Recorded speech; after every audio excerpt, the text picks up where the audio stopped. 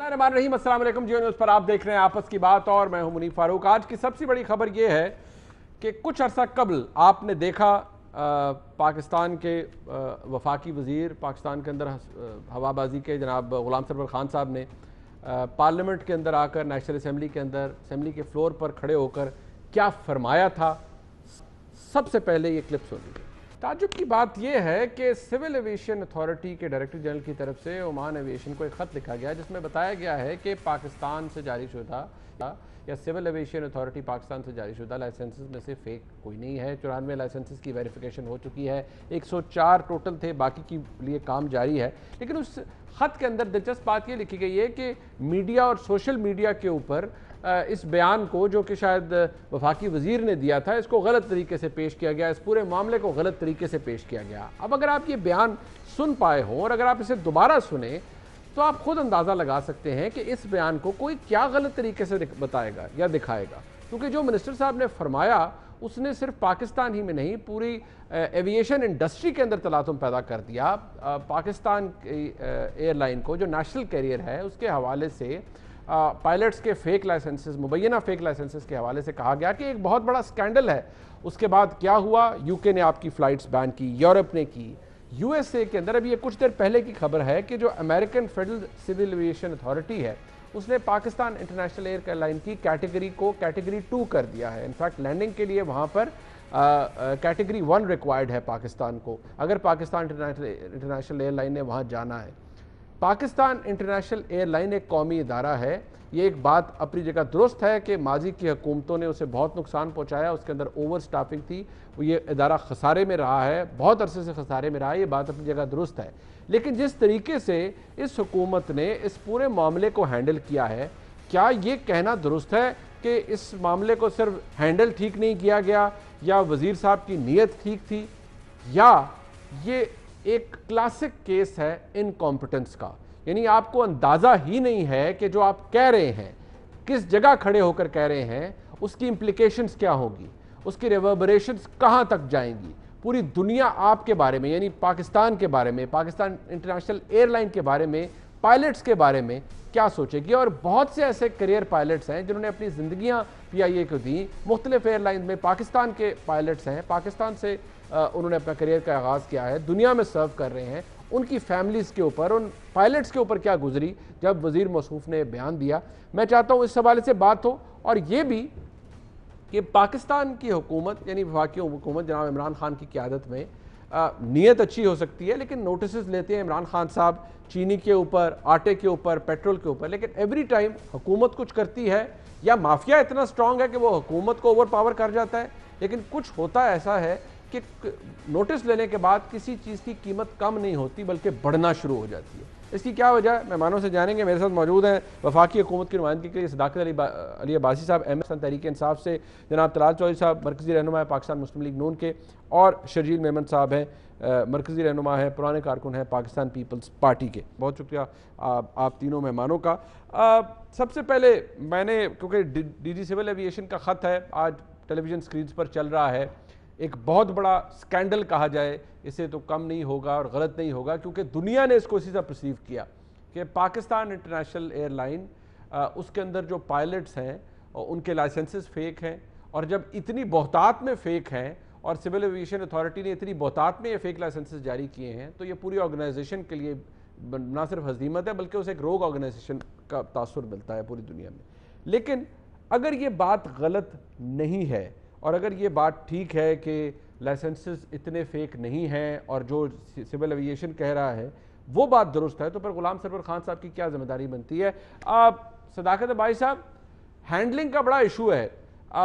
फैसले आप बाकी जगहों पर तो इंडिविजुअली लोग रिस्पॉन्सिबल हो सकते हैं, लेकिन पॉलिसी के ऊपर फैसले, एग्जेक्टिव डिसीजंस, उनमें गलती की गुंजाइश नहीं होती, क्योंकि उसका खमियाजा जो है वो मुल्क को भुगतना पड़ता है, किसी हुकूमती इदारे को भुगतना पड़ता है। अब गुलाम सरवर खान साहब की कितनी जिम्मेदारी बनती है आपके सामने, और आपको क्या लगता है इस खत के बाद, इस रेवलेशन के बाद जो कि आज सामने आई है, गलती हुई, नाअहली है, या दोनों ही नहीं है और गुलाम सरवर खान साहब ठीक है? मुनीब साहब बहुत शुक्रिया। मुनीब साहब, पहले दिन से जब ये रिपोर्ट आई तो इसमें दो बातें हैं। एक तो ये कि इस रिपोर्ट को ज़रा इससे बेहतर अंदाज में पेश किया जा सकता था, और जिस तरीके से ये पेश हुई शायद इससे एक चीज़ निकली है जिसका एक नेगेटिव इम्पैक्ट पे निकला है। इस हद तक तो ये बात, इसका इदराक है सबको। लेकिन दूसरी तरफ ये है कि इतना बड़ा हादसा होता है और उस हादसे के बाद एक रिपोर्ट आती है जिसमें पायलट्स के जाली डॉक्यूमेंट्स की या मशकूक डॉक्यूमेंट्स की रिपोर्ट आती है, और उसको छुपा देना, उसको अंडर द कारपेट कर देना, और खुदा न खास्ता अगले दिन ही कोई हादसा हो जाता, तो ये हुकूमत या ये जो भी हमारी हुकूमत है उसके ये लोगों के कत्ल के मुतरादिफ होता। लिहाजा जो भी फेक डॉक्यूमेंट्स हैं, जो भी फेक लाइसेंसिंग है या मशकूक कह दें, वो एक बहुत बड़ी गलती है। उसको एक्सपोज करना बहुत ज़रूरी था और ये बताना था कि पाकिस्तान की रियासत और पाकिस्तान के लोग जिम्मेदार हैं। अगर माजी में कोई गैर जिम्मेदारी का सबूत दिया है तो चीज़ सामने आने पे हमने सख्त एक्शन लिया है। लॉन्ग टर्म में इसके मस्बत असरात होंगे, ठीक है, शॉर्ट टर्म में इसके मनफी असरात जरूर होंगे कि एक आपको नेगेटिव। बट भाई साहब एक बात है, लेकिन इन द लॉन्ग रन पूरी दुनिया के सामने मुनीफ एक जिम्मेदार रियासत का, एक जिम्मेदार मुल्क का कॉन्सेप्ट भी सामने। सर गुजारिश ये है ना कि दुनिया ने इसे आपके बहसियत एक जिम्मेदार रियासत के तौर पे नहीं लिया, दुनिया ने आपके इदारे की बखियां उधेड़ दी ना सर। दुनिया ने आपके ऑपरेशंस बंद किए आपके वफाकी वजीर के एक बयान के ऊपर के 262 जो पायलट्स हैं। मैंने उस वक्त भी कहा था कि जो जेन्युइन पायलट्स हैं, बड़े बड़े शानदार पायलट पाकिस्तान ने प्रोड्यूस किए हैं, पाकिस्तान के वो करियर पायलट्स रहे हैं, उन सब के करियर के ऊपर बट्टा लग गया, उन पर सवालिया निशान उठ गया है। DGCA तो नहीं कह रहे कि 262 पे जी इतने जाली हैं या इतने हमने, वो तो कह रहे हैं कि जी कोई जाली नहीं है। ये आज उनका जो खबर है और जो उनका लेटर है वो गर्दिश कर रहा है। जो वफाकी वजीर है वो आप कहते हैं सिर्फ तरीका गलत है। सर तरीका ही नहीं, फैक्ट्स भी गलत है ना, फैक्ट्स को भी नहीं समझा गया। इस बात का इदराक है आपको सर? देखें, ऑफिशियल रिस्पॉन्स इसका हुकूमत की तरफ से आएगा। जो आप इसका इमेज या इम्पैक्ट मेजर कर रहे हैं, ज़ाहिर है आप शॉर्ट टर्म में मेजर कर रहे हैं। मैंने तो आपकी बात से इत्तफाक किया कि शॉर्ट टर्म में इसमें एक धचका तो लगा है, लेकिन इसके साथ एक बड़ा स्ट्रॉन्ग मैसेज भी आया कि ये कौम अपने किसी माजी की गलती को, जो माजी में गलत पायलट रखे गए या इदारों को डुबोया गया या जिस तरह के गैर जिम्मेदारी से काम किए गए, आज हम उसको ठीक करने के लिए अपने आप को एक दर्द वाला टीका तो लगा रहे हैं, जिसका हमारी बॉडी को अभी वक्ती तौर पे पेन तो हो रहा है, लेकिन इससे वो कैंसर जो इदारे के अंदर था और जो हादसात का बायस बन सकता है और बन सकता था, उसको हम जड़ से उखाड़ के फेंकना चाहते हैं। खुदा न खासा सरवर खान ने कोई मुल्क दुश्मनी में यह बयान नहीं दिया, ये बयान दिया है एक जिम्मेदार रियासत के तौर पे। यहाँ हमसे माजी में गलतियां हुई हैं, लेकिन हम उतना ही सख्ती से उस गलती को ठीक करना चाहते हैं। ठीक, अब तलाल चौधरी साहब, जो अमेरिकी फेडरल सिविल जो एविएशन अथॉरिटी है उसने पाकिस्तान की कैटेगरी 2 कर दी। अब्बासी साहब का डिफेंस ये है कि तरीकाकार गलत हो सकता है, लेकिन ये मरीज को ठीक करने के लिए टीका लगाया गया है। माजी में बड़ा जुल्म किया है, पीपल्स पार्टी ने किया हो, आपने किया हो, आपने सियासी मकासद के लिए इन इदारों को इस्तेमाल किया, ओवर स्टाफिंग की थी, बट वो एक सेपरेट डिबेट है। वो कहते हैं नीयत खराब नहीं थी गुलाम सरवर खान साहब की, तरीकाकार के ऊपर आप सवाल उठा सकते हैं। और ये भी वो कह रहे हैं कि अभी डिसाइड नहीं हुआ कि इदारा जो है उसको कोई नुकसान पहुंचा है या मुल्क जो है वो या हुकूमत जो है वो गैर संजीदा है। बिस्मिल्लाहिर्रहमानिर्रहीम। मुनीब साहब, मेरी गुजारिश ये है कि जरा थोड़ा सा ट्रैक रिकॉर्ड देख लें PTI का, यानी किस का मामले में उन्होंने जिम्मेदारी का आज तक मुजाहरा किया। सबसे पहले इकोनॉमी देख लें। असद उमर साहब तशरीफ लाए, वो इनके पोस्टर बॉय थे, हमें तो बताया गया था कि वो आएंगे तो पता नहीं क्या कर देंगे। उन्होंने आकर वो इकोनॉमी के बारे में जो कुछ वो फरमाते रहे और जो इक़दामात वो करते रहे, उसके बाद नीयत उनकी भी बड़ी अच्छी थी, लेकिन मुल्क की इकोनॉमी तबाह हो गई, मुल्क की स्टॉक एक्सचेंज तबाह, मुल्क का गरीब और बेरोजगारी और महंगाई जो है वो अरूज पर पहुंची। लेकिन क्योंकि उनकी नीयत बड़ी अच्छी है, वो एक बड़े अच्छे आदमी है, सो हमने कोई मसला नहीं। उसके बाद आप गवर्नेंस देख लें, गवर्नेंस में इनके अपने MNAs कहते हैं कि जहां 1000 रुपया लगता था वहां 3000 रुपया लग रहा है, यानी कि रिश्वत के रेट 3 गुना 5 गुना 10 गुना बढ़ गए हैं। उसके बाद आप देख लें इनकी अपॉइंटमेंट्स, ये कहते थे right man for the right. मुझे ये बताएं कि वो आदमी जो पेट्रोलियम का वजीर था और फिर पेट्रोल और LNG का एक पूरी शॉर्टेज पैदा हुई, उसको सजा के तौर पर हटाकर हवाबाजी का वजीर बना दिया। यानी और उसके बाद देखें, ये जो एक जगह नालायक है वो दूसरी जगह कैसे लायक हो सकता है? यानी सियासी बुनियादों पर आपने बंदरबांट की हुई है, लोगों को ये वजारतें देकर के वो उनके मुंह में खान साहब फरमाया करते थे कि हड्डी डालने की वाली बात, ये खान साहब का बात है कि हड्डियां डाली हुई हैं। उसके बाद ये आप देख लें, पंजाब सबसे बड़ा सूबा है, वहां लगाने के लिए इनको कोई बंदा नहीं मिला, ना पीटीआई से मिला, ना कोई समझदार आदमी, लायक आदमी जिसका कोई ट्रैक रिकॉर्ड हो। उसकी भी कहते हैं बड़ा सादा है, बड़ा प्यारा है, बड़ी नीयत उसकी अच्छी है, लेकिन उसको सूबा चलाना नहीं आता। लेकिन आप देखें ना, इन लाडलों को, इन अनट्रेन्ड टीम को जो कहती है हम पहली दफा आए हैं, हमें जरा पता नहीं, नीयत हमारी बड़ी अच्छी है, वजीर आजम बड़े हैंडसम है, मगर मुल्क का बेड़ा गर्क हो रहा है, तो फिर क्या हुआ? कोई बात नहीं। सर नियत तो ठीक है ना, अब तलाल चौधरी साहब, नियत ठीक है सर, नियत ठीक है। देखे नीयत बड़ी ठीक थी, गरीब की रोटी जाती रही, पाकिस्तान की इकोनॉमी डूब गई। नीयत बड़ी अच्छी थी, लेकिन कश्मीर, फॉल ऑफ कश्मीर हो गया, कश्मीर हाथों से चला गया। नीयत बड़ी अच्छी है, गवर्नेंस का बेड़ा गर्क है, नीयत बड़ी अच्छी है। पाकिस्तान के पासपोर्ट की इज्जत इन्होंने करवानी थी। हमारे वो जो कौमी एयरलाइन है जिसपे कौमी परचम लगा हुआ है, वो भी दूसरे मुल्कों में उतरना बंद हो गई है। यानी लाडले जो है वो सीख रहे हैं अभी हुकूमतें चलाना। वैसे अभी वो कोई बात नहीं है। तलाल भाई, आपके वक्त में भी सर वो बेचारी एयरलाइन जो है उसका भट्ठा बैठ गया था पीपल्स पार्टी के दौर में, आपके दौर में भी कुछ बना तो नहीं ना उस बेचारी एयरलाइन का, वो तो वैसे ही खसारे में थी। चले, अब तो ये एक इशू बन गया ना, उससे पहले कौन सा एयरलाइन कमा रही थी या बड़े आला हालात थे वहां?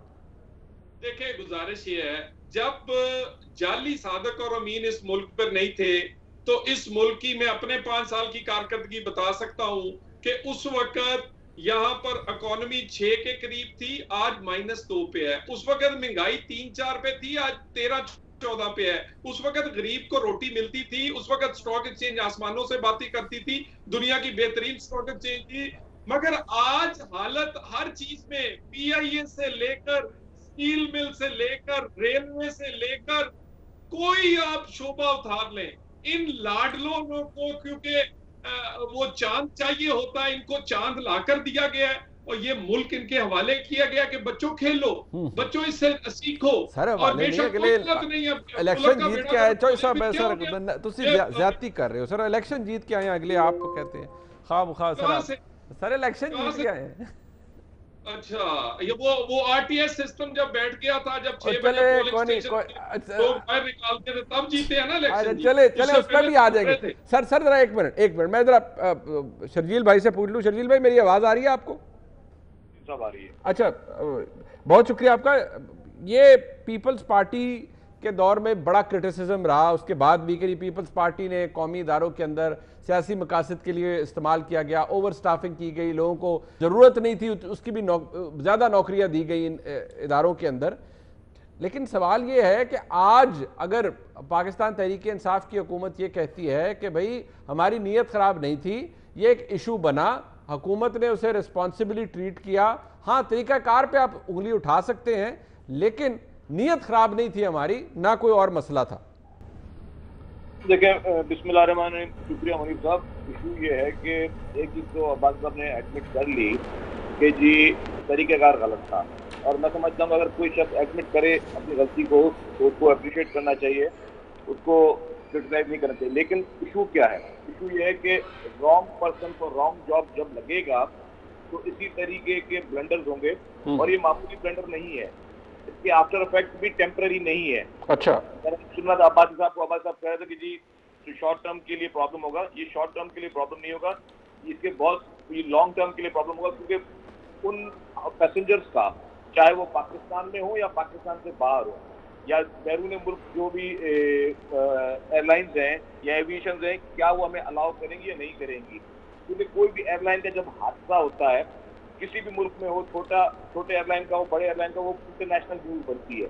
और उसके ये पाकिस्तान में एक अनफॉर्चुनेटली एक हादसा हुआ, एक इंटरनेशनल न्यूज बनी, उसके फौरन बाद उसका पूरा एक्सक्यूज या मलबा जो है वो जिस तरह से पेश किया गया, तो मैं समझता हूँ कि पूरे दुनिया में हमने पाकिस्तान के लिए एक बैड नेम दिया है।